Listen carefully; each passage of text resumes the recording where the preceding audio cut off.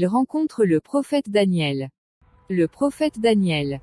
Sénéca arriva tôt. Il était radieux. Son visage rayonnait d'une sainte joie et de lumière.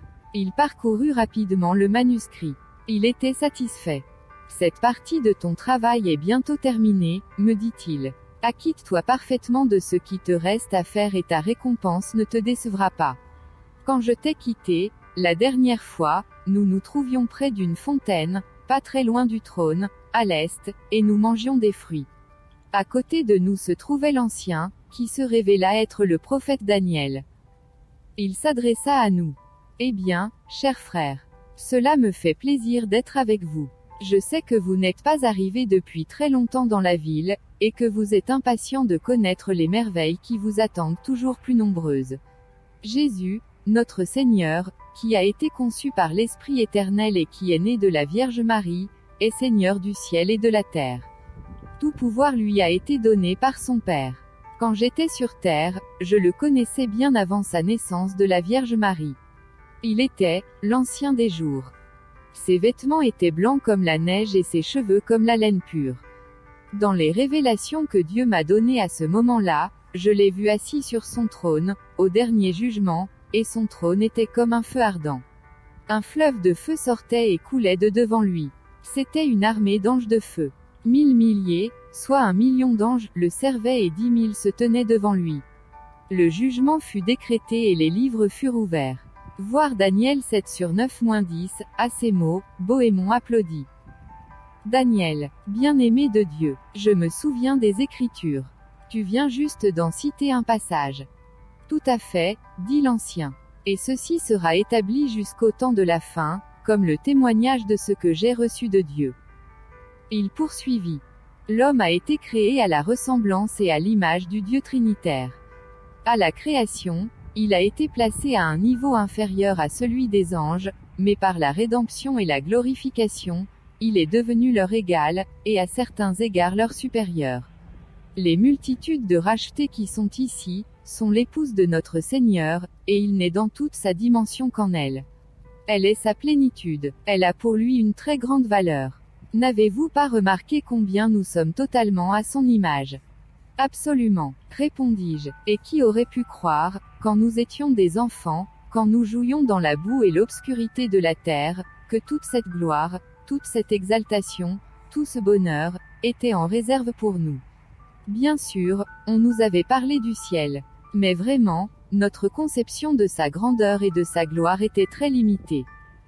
Il est certain, dit l'Ancien, que vous n'avez vu qu'une toute petite partie de la maison du Père et des nombreuses demeures qu'elle renferme. Dites-moi donc où vous êtes déjà allé. Peut-être pourrais-je vous aider à découvrir et connaître un peu plus, ce grand royaume de Dieu. Oh, dit Bohémond, nous nous sommes connus pour la première fois, tous les deux, très loin en aval du fleuve, dans une région du paradis très éloignée d'ici. Nous étions arrivés presque en même temps de la terre, et nous sommes presque tout le temps restés ensemble depuis lors. Nous avons passé beaucoup de temps vers le fleuve. Nous y avons rencontré plusieurs hommes ayant vécu sur terre, il y a très longtemps, et nous avons appris nos premières leçons et nos premiers hymnes sur les bords du fleuve. Abraham a conduit notre compagnie jusqu'à la porte de Juda, où nous avons eu notre première rencontre avec notre Seigneur, et où nous avons reçu son sourire par accueil. Nous avons eu part au service de louange des enfants, à l'université, et nous avons aussi assisté à une grande réunion de louanges, dans la 4e avenue. Nous avons aussi visité la Sainte Joaillerie, et nous avons participé à une convention des plus intéressantes. Il y avait là, réunis, les prophètes, les apôtres, et les rédacteurs de la Bible.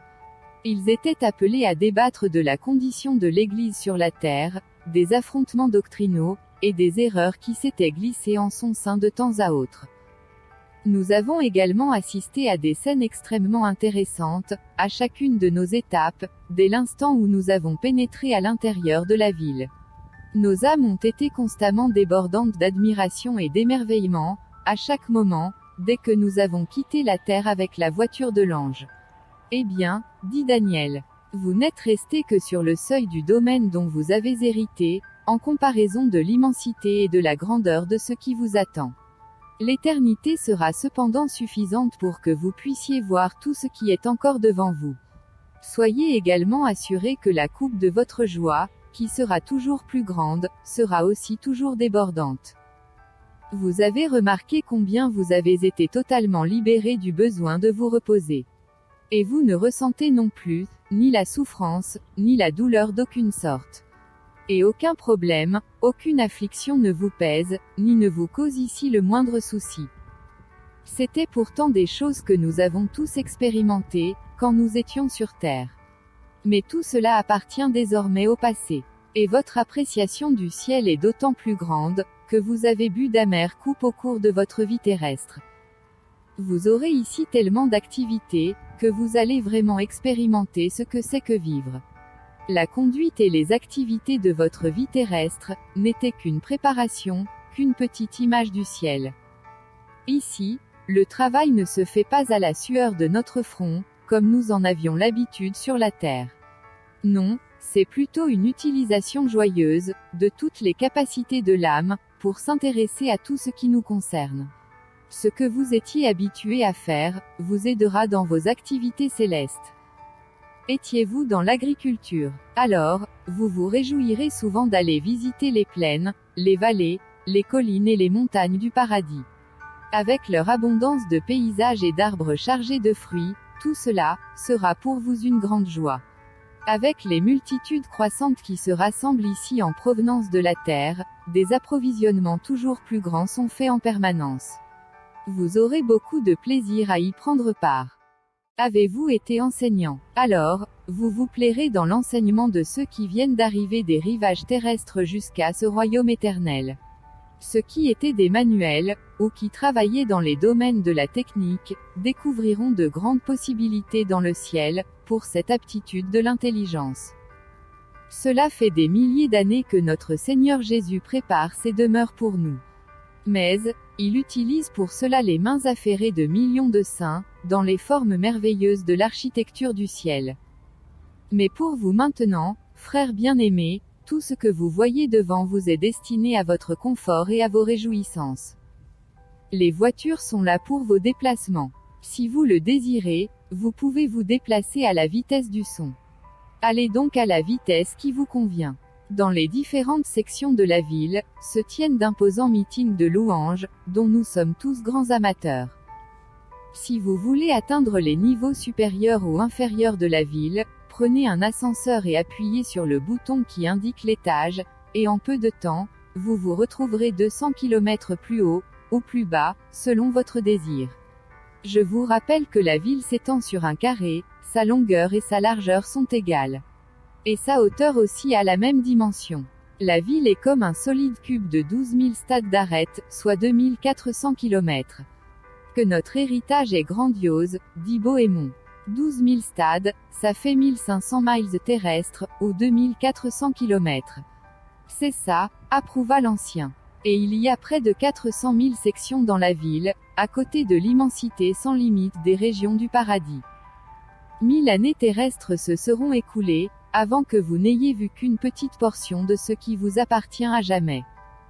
De toute façon, il vous est impossible aujourd'hui, de simplement avoir la compréhension de cette immensité. Vous voyez donc qu'il y a de quoi satisfaire le développement et l'émerveillement de votre âme. À ces mots, j'applaudis des deux mains, et comblé d'une joie extrême, je m'écriai, Daniel, bien-aimé de Dieu, n'y a-t-il donc absolument aucune limite dans ce que Dieu a réalisé pour nous? Les ressources du ciel sont inépuisables, reprit-il. C'est comme la hauteur et la profondeur de la ville, comme sa longueur et sa largeur, jamais vous ne pourrez en saisir la totalité. Mais, allez où vous avez envie d'aller. Vous découvrirez que les hôtes de Dieu sont actifs et ne connaissent aucune fatigue. Ils vous accueilleront en toutes circonstances, et n'importe quand, à leurs banquets, à leurs fêtes, à leurs rencontres de chants et de louanges, tout ce dont nous jouissons ici. Si vous désirez faire un voyage dans le paradis, où que ce soit, pour y voir les beautés de ces paysages, n'importe quel saint ou ange se fera un plaisir de vous y emmener ou de vous accompagner. En effet, apporter notre aide aux autres pour leur confort et leur bonheur, c'est ce qui fait notre plaisir. Je vous propose maintenant que nous allions prendre un ascenseur au carrefour qui est là, tout près. Nous nous élevâmes, dans le spacieux escalier. Jetez maintenant un regard en bas, dans l'enfilade de l'avenue. Regardez là-bas, dans le lointain. Ce que nous fîmes. Nous nous trouvions au-dessus de l'animation de la foule innombrable. Comme nous, tous avaient été un jour des enfants de la terre. Ils avaient eu part au travail et à la sueur d'une vie terrestre. Comme nous, ils avaient combattu les hordes terrifiantes du péché. Mais ils étaient là maintenant, exaltés et glorifiés avec notre Rédempteur béni. Êtes-vous récompensés pour votre foi et votre service dans le monde, pour votre Seigneur? Demanda l'ancien. Récompensé, dis-je, qu'ai-je jamais fait pour mériter ceci? Non, non, tout est grâce. Dieu est amour. Nous n'étions rien, nous n'avons rien fait, sinon nous accrocher à Jésus. En toute chose, il a été notre tout. Regardez maintenant vers le nord. Il pointa son doigt dans la direction. Car nous ne connaissons ni nord, ni sud, étant donné que nul soleil ne brille à midi, et que nulle étoile polaire n'est repérable à minuit. Il n'y a ni midi, ni minuit, dans le ciel. La lumière du soleil n'est pas nécessaire, ni celle de la lune, car le Seigneur Dieu et l'agneau sont notre lumière éternelle. Regardant donc dans la direction indiquée, nous observâmes que l'avenue était spacieuse et très belle. Les maisons étaient d'une exquise beauté. Les rues en or étaient chaleureuses, emplies de gens pleinement heureux. Des milliers d'enfants jouaient dans les rues. De délicieuses fontaines faisaient jaillir leurs eaux, qui scintillaient comme des diamants et des perles de lumière. Nous vîmes de longues tables, de 1000 coudées chacune, environ 500 mètres, superbement ornées, et chargées de toutes sortes de fruits et de noix magnifiques. Avec quelle liberté chacun semblait manger et boire, pour sa plus grande satisfaction.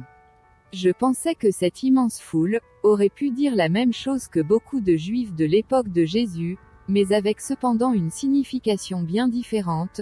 Nous avons mangé et bu devant vous, et vous avez enseigné dans nos places publiques. Luc 13h26. Beaucoup de ces enfants, dit l'ancien, sont arrivés depuis peu. Mais vous pouvez voir comme ils sont heureux. Aucun autre lieu, aucun autre environnement ne les rendrait plus heureux, sinon le fait de voir ici leurs parents, leurs frères, leurs sœurs ou leurs amis. Alors vraiment, la coupe de leur bonheur débordait. Ils n'ont pas le moindre désir de retourner vers la terre, d'où ils sont venus il y a peu de temps. Mais ils se réjouissent beaucoup quand ils voient arriver leurs amis. Le bonheur, dont nous ne connaissons que les premiers rudiments dans le monde, est ici écrit sur chaque visage. Regarde en haut, dit encore l'ancien. Nous levâmes les yeux. À notre grand émerveillement, les dômes et les voûtes, au-dessus de nous, scintillaient de l'éclat de ce qui semblait être des diamants parmi les plus précieux, ainsi que des pierres de jaspe, claires comme le cristal.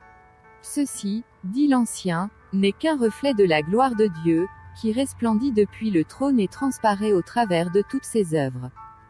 Il faut maintenant que je vous quitte. Je vous dis au revoir. Que les bénédictions du Dieu éternel soient vôtres à jamais. Il y a de grandes choses en réserve pour vous. Mais je vous reverrai. Et il disparut parmi la multitude.